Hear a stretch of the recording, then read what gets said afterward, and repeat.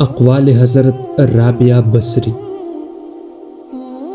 دل کو قابو میں رکھنا اور اختیار ہونے پر ناجائز خواہشوں سے بچنا ہی مردانگی ہے۔ جس طرح موم اپنے آپ کو جلا کر روشنی پہنچاتی ہے، اسی طرح تم بھی اپنے آپ کو جلاؤ۔ اگر تم دنیا سے فارغ ہو تو دنیا کی برائی بلائی کی تمہیں پرواہ نہیں ہو سکتی۔ اچھے کاموں میں مشغول رہنا جن سے لوگوں کی بلائی ہو بزرگی ہے۔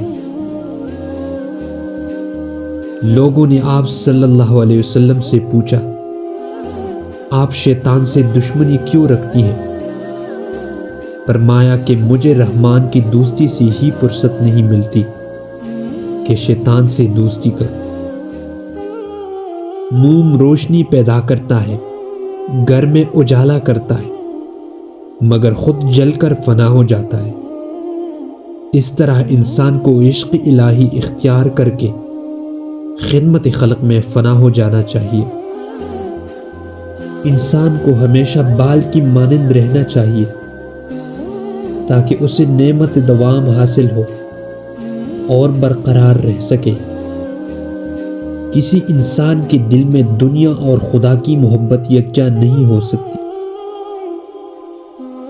وہ شخص انتہائی بدتر بندہ خدا ہے جو محض طمع اور لالچ کے خوف سے عبادت کرتا ہے۔